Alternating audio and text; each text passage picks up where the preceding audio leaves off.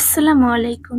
মাত্র ১ piece chicken এবং ২ টা আলু দিয়ে ঘরে বসে যদি আপনারা এত মজাদার কাবাব তৈরি করতে পারেন, তাহলে কেন বাইরে থেকে কিনে খেতে হবে? চলুন রেসিপিটি দেখে নেওয়া যাক। ফার্স্টে আমার লাগবে ১ পিস চিকেন ব্রেস্ট। সাথে নিয়েছি ২ টা আলু। এখন পর্যাপ্ত পরিমাণ পানি দিয়ে এটাকে আমি বয়েল করে নেব। দেখতেই পাচ্ছেন এখানে আমার আলু এবং চিকেন বয়েল হয়ে গিয়েছে। এটাকে তুলে নিব। চিকেনটাকে ২টি কাঁটা চামচের সাহায্যে ভালো করে আমি ধুই করে নিচ্ছি।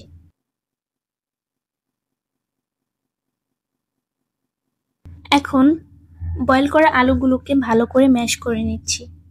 এখানে অ্যাড করব বয়েল করে রাখা চিকেন, বেশ কিছু পেঁয়াজ কুচি, কাঁচামরিচ কুচি, সামান্য ধনেপাতা কুচি, 1 টিস্পুন ব্ল্যাক পেপার, স্বাদমতো লবণ,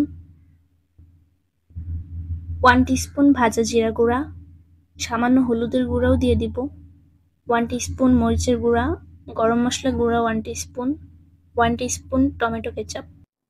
সাথে এখানে ১ ফালি লেবু চিপে দিব। 1 টেবিল স্পুন কর্নফ্লাওয়ার ব্যবহার করছি। আরও দিয়ে দেবো ১টি ডিম। এখন সবগুলোকে ভালো করে মিক্স করে নিচ্ছি।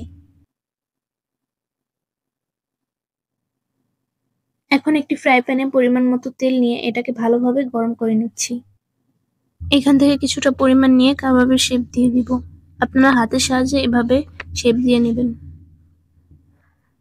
এখন আমি কাবাবগুলোকে একটা একটা করে তেলে ছেড়ে দিচ্ছি। কাবাবটি তৈরি হতে বেশি সময় লাগে না, আর এখানে যেহেতু আমাদের চিকেন এবং আলুটা আগে থেকে বয়েল করা ছিল, এজন্য এটা ভাজতে বেশি সময় লাগবে না। দেখতে পাচ্ছেন এখানে খুবই সুন্দর একটা গোল্ডেন ব্রাউন কালার চলে এসেছে। এই পর্যায়ে আমি এটিকে উঠিয়ে নিব। ব্যাস তৈরি হয়ে গেল আমাদের অসম্ভব মজার চিকেন কাবাব। এই কাবাবটি যে এত মজার সেটা আপনারা বাসায় যদি তৈরি করে না খান তাহলে বুঝতেই পারবেন না। আশা করি রেসিপিটি আপনাদের কাছে ভালো লেগেছে। ভালো লাগলে অবশ্যই একটি লাইক দিবেন, আর এরকম মজাদার এন্ড ইজি রেসিপি পাওয়ার জন্য চ্যানেলটি সাবস্ক্রাইব করে পাশেই থাকবেন।